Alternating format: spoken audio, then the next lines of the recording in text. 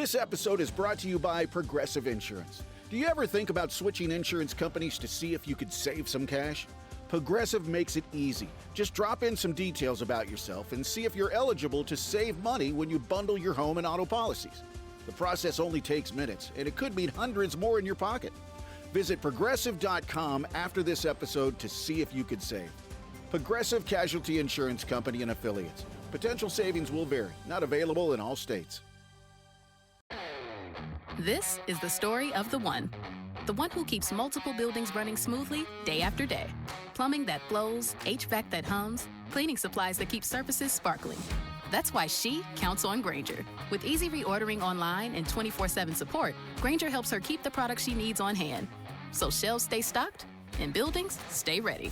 Call 1-800-GRAINGER, click Grainger.com, or just stop by. Grainger, for the ones who get it done. Every team, every topic, everywhere. This is Believe.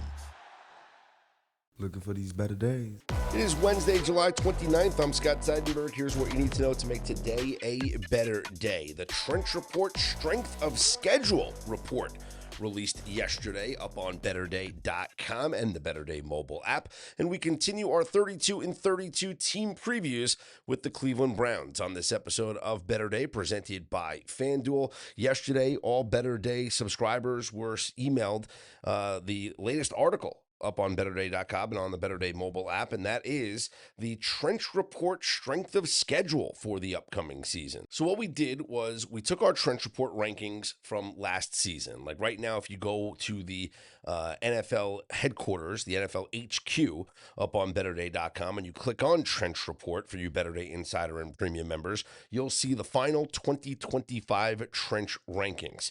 Los Angeles Rams number 1 overall, Broncos number 2, Seahawks number 3, Vikings 4, Bills 5. Those are the overall Trench rankings. But what we did was a preseason Trench ranking.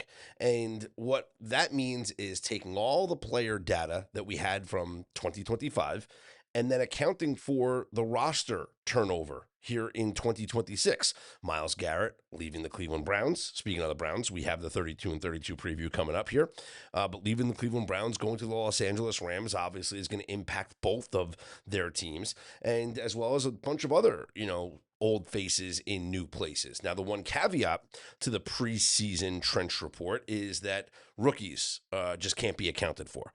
We will do some rookie grades during the preseason once they get some snaps underneath their belt, but you can't grade them based on their college stuff. Like, that's just irrelevant right now. So here's how every front projects right now. The Los Angeles Rams in our preseason Trench Report are the number 1 Trench team. They are number 1 overall. The Philadelphia Eagles number 2, Denver number 3, Kansas City number 4, Houston number 5. And then rounding out the top 10, all teams in the green with positive reports. Number 6, Indianapolis. Number 7, Tampa Bay. Number 8, Pittsburgh. Number 9, Baltimore. Number 10, Jacksonville. And I understand that Tampa's grades will change if they do trade Vita Vea, because that's going to affect their run defense and their pass rush significantly. As for your bottom overall Trench teams going into the 2026 season, dead last, the Cincinnati Bengals, followed by the Las Vegas Raiders, the Green Bay Packers, the Miami Dolphins, and the Arizona Cardinals. And now what we did was I looked at the schedule for every team, and I wanted to see who has the most difficult Trench strength of schedule and who has the easiest Trench, say it 10 times fast, Trench strength of schedule. And it's interesting because you can look at teams that have difficulty with their pass blocking, and then they're facing a schedule of teams that all rank highly with their pass rush. And on the other side, you have teams that, maybe rank high in their run blocking, and they're facing a schedule of teams that don't do well stopping the run. So I was very curious to go through the entire schedule for this upcoming season, and here's the data that we found. The most difficult Trench strength of schedule is the Arizona Cardinals. There's a reason why this team has the lowest win total, projected to have the worst record. They have the most difficult schedule of opponents based on the Trench Report. And it makes sense because they're in the NFC West, which means that their terrible run defense is going to have to face the Rams' top run blocking unit twice, the 49ers, who have a great run blocking unit, twice. So it makes sense that they are up against it. Number 2 might surprise you, and that's the Dallas Cowboys, followed by the New York Giants, then the Chargers and the Jaguars, your top 5 most difficult strength of schedules in terms of the Trench Report. Now, your easiest Trench Report schedules, and this does make sense because they're grouped by like divisions. It makes sense you have similar schedules, right? The Detroit Lions have the easiest Trench Report strength of schedule. They have the softest overall schedule of opponents in the Trench Report. The second easiest, the New York Jets. Then the Minnesota Vikings, a team that I'm very high on this year, followed by the New England Patriots and the Miami Dolphins. So you can see how the AFC East teams play a relatively easy schedule. Although when looking at Buffalo, they're like middle of the road, like 16th most difficult. In fact, it looks like they have like a dead even Trench Report strength of schedule if you look by their grades versus their opponents' grades. It's worth noting that if you look at each team's schedule, the Rams will go 17-0. No, that doesn't mean they're going to win 17 games and lose 0, but based on the preseason Trench Report, and again, this could change during the season. I mean, after week 1, we'll have official week 1 data, so that'll change the Trench Report. But right now, based on the preseason Trench Report rankings, the Rams are favored in the trenches in every game along their schedule. Their toughest test is against the Philadelphia Eagles. Every other opponent, they are ahead of. So the Rams, 17-0 in our projections. And the Bengals, 0-17. They lose the trench battle in every single week. Their best week, though, is against Miami. So things can change, of course, as we progress throughout the season. I would highly recommend you guys read this full article up on BetterDay.com or on the Better Day mobile app. It is free for everyone. We made it free for the public. So go check out the article because in addition to doing the strength of schedule report for these teams, I also detailed how the schedule plays out. So we looked at teams that have a backloaded schedule, meaning they have a soft start and then a hard finish based on the Trench Report, and then the opposite, where teams have a difficult schedule early on the Trench Report and then cruise late in the season. And that's really interesting because if you look at a team that has a very difficult start to the season based on the Trench Report, and the Cleveland Browns are one of them in weeks 1 through 8, the second most difficult schedule, but then it softens up significantly weeks 7 through 12, and especially weeks 13 through 18. I mentioned the Browns because we're going to talk about them in a moment here in our 32 for 32 previews. But those are teams that could be buy-on teams if they lose a couple of games early on in the season, and you look at their adjusted win total, well, you see that their schedule gets a little bit easier in terms of the Trench Report, but very interesting to see how this all plays out. So that's the first article, part 1 of our Trench Report Strength of Schedule series. Again, that is available for everybody, free for the public, up on BetterDay.com and on the Better Day mobile app. If you cannot find it, just click on the NFL tab, go to the NFL headquarters, and click on NFL articles, and you'll see it there. But it is on the homepage up on BetterDay.com. Now, part 2 of the Trench Report Strength of Schedule is going to come out on Friday, and that's going to be exclusively for Better Day Insider and Premium members. And what that's going to do is taking a look at each team's schedule, and based on the preseason Trench Report, some recommended bets accordingly, whether it's player prop like season-long stat projections, the awards markets, things like that, all based on our preseason Trench Report Strength of Schedule. All right, for Major League Baseball talk, Colby Marchio and Jake Hassan will be streaming their Off the Board podcast on the Better Day Twitter page and up on the Better Day YouTube channel coming up later on this afternoon. Coming up now, our 32 and 32 preview of the Cleveland Browns. 32 teams in 32 shows continues with the Cleveland Browns as we continue moving through the AFC North here in week number 1 of our previews. The Cleveland Browns are not projected to be a playoff team. In fact, they are plus 700 up on FanDuel to make the playoffs. Their win total is 5.5 wins. It is minus 130 to the over, and they are a team that is in a big-time transition. Kevin Stefanski, no longer the head coach here in Cleveland. He is the head man now in Atlanta. And Jim Schwartz, after being passed over for the head coaching job, stepped away as defensive coordinator. So Todd Monken comes over as the head coach. They have a new defensive coordinator and no more Myles Garrett. The big blockbuster trade that came down earlier this summer, Myles Garrett sent to the Los Angeles Rams for Jared Verse. And Jared Verse is a nice player. Don't get me wrong. Jared Verse is a very nice pass rusher. He's a young player. He's under control for a little bit. He is not Myles Garrett. This defense does take a hit losing Myles Garrett, as any team would, losing a player of that caliber. Jared Verse is 30-1 to win Defensive Player of the Year, so if you think that he can replicate what Myles Garrett has done for this defense, maybe that's worth a flyer, but I don't know how it's going to play out, especially with a new defensive scheme as Mike Rutenberg takes over as the defensive coordinator. Now, a lot of Jim Schwartz's position coaches are still there, so maybe the system kind of stays similar.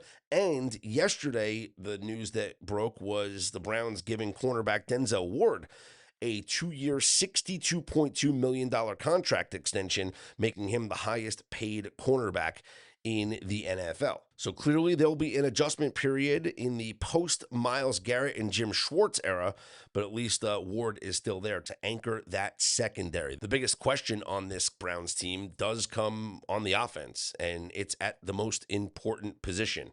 Who is going to be the quarterback? Will it be Shedeur Sanders in his second year, or will it be Deshaun Watson, who, yes, is still on this roster, and by the way, is still only 30 years old? Yeah, he's nowhere near the player that he used to be, but he's still young enough that he can make something of the remainder of his career, if in fact he has one, and it's likely not going to be in Cleveland beyond this season. But he's played 19 games since the Browns acquired him, and he missed all of last season after he was recovering from the torn Achilles. But now he has an opportunity to start with an offensive-minded head coach that is opening up the competition between Watson and Shedeur Sanders. And I think Watson has the leg up here because you got to try and get something out of him, because we know this contract was a complete waste and it set your organization back several years. But you might as well try and salvage something out of him this year. See if you can have a decent season, because you're going to draft a quarterback next year. Shedeur Sanders or Dylan Gabriel is not the future of this team. You have a new coach, new regime that's taken over. They're going to want their guy to be put in place next season. So see what Watson can get for you, and maybe you wind up trading him to a team, to a contender at some point during the season if a quarterback goes down, because we know injuries happen all the time in the NFL. And if Watson plays well early in the season, maybe teams out there think that, okay, we'll give him a chance. He could help us out if we have an injury or two. Elsewhere on offense, Quinshon Judkins coming back from his injury. He should be good to go for the start of the season, and he is a great piece at running back for this team. And Harold Fenton Jr. showed last year that he can be amongst the top tight ends in the NFL. So you pair that with Jerry Jeudy at wide receiver, and there's no shortage of weapons for Deshaun Watson, but it's still a big what if. And we won't know the answer to any questions surrounding Deshaun Watson until we actually see him on the field. Watson is plus 5,500 to win Comeback Player of the Year up on FanDuel for those of you who are interested. I saw one bet that was very intriguing to me, and I saw this on a different book, but you can bet division wins for teams, and the Browns have a line of 1.5 division wins. The over was actually juiced at minus 140, so the book taking a stance that the Cleveland Browns are going to win 2 division games this year. And maybe that's because the Bengals are, maybe not the best team, although we know offensively, we talked about it yesterday, how great they can be. Defensively, they've had issues, and on the line, they're going to have issues. And the Steelers are kind of a question mark this year, but Maybe it's also because like the Browns always play tough against their own division. Like, I mean, even last year in a disaster of a season with Dylan Gabriel at quarterback, they played the Baltimore Ravens tough, lost by a possession, and then they beat the Steelers and the Bengals to end the year. So they did finish with 2 division wins out of their 5 wins last season. So the question is, will they finish with 2 division wins this year? I'm going to lean towards no. And the only reason I lean towards the no is because they don't have maybe like the cupcake game at the end of the year where a team is going to bench guys and not play for anything. The final game of the season is against the Cincinnati Bengals, and the Bengals are a team that is competing for a playoff spot. Like we talked about their win total at 10.5, and they're kind of like borderline 10-win team. The Bengals are probably going to need that game to get a wild card in the AFC. So you don't get that respite at the end of the season where you could play against, maybe it was Baltimore or maybe it was, Pittsburgh or somebody that was already in the playoffs and they're just going to rest guys, their starters, for the last week of the season. You'd feel a lot better about getting a free win that way. I don't see that here on this schedule, of course, with the Bengals being the final game of the regular season. The Browns will open up the regular season with 2 consecutive road games in Florida at Jacksonville and at Tampa Bay, but they do have a stretch in the middle portion of the season where they will not get on a flight for over a month. After their road game at New Orleans on November 8th, the Browns will return home to face the Houston Texans on November 15th. Then their bye week, then they're home against the Raiders, home against the Bengals, and home against Atlanta. The next time this team gets on a flight is December 20th at the Giants. So they return home on November 8th and don't get on a flight until December 20th. Well, probably the day or two before, but you get the point. They go over a month without leaving Cleveland. So maybe they steal a couple of wins there. Winnable game against Vegas. Maybe they steal one against Cincinnati or Atlanta. So if they do, benefit from that stretch of being home for an extended period of time, maybe they do exceed their 5.5 game win total. That'll wrap up our 32-32 preview of the Cleveland Browns. We continue and finish the AFC North with the Pittsburgh Steelers tomorrow before we change divisions and head to the AFC South. One programming alert as we are finalizing our content plans for the upcoming football season. Michael Fiddle, if you know him on Twitter at Fiddle's Picks, you know how great he is betting the NBA and the WNBA. He also does work writing NFL content for Yahoo Sports and has been a guest on this podcast before. Fiddle will join us each and every Tuesday morning on the Better Day podcast. So we have our full content plans for the fall. We'll make an announcement as we get closer into August, but the shows are set. The guests and co-hosts are set for each and every day here on the Better Day podcast feed, including our live stream Better Day football show with Steve Fezzik and Joshua Nunn each and every Thursday. Don't forget, Colby Marchio and Jake Hassan will be streaming their Off the Board podcast coming up later today on the Better Day YouTube and Twitter pages. So make sure you tune in for all your Major League Baseball talk. And of course, you can listen in podcast form later on right here on the Better Day podcast feed. I'm Scott Seidenberg. Here's hoping you make today and every day a better day.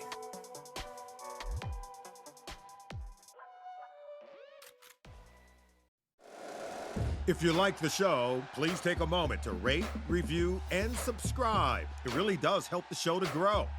Thank you for listening.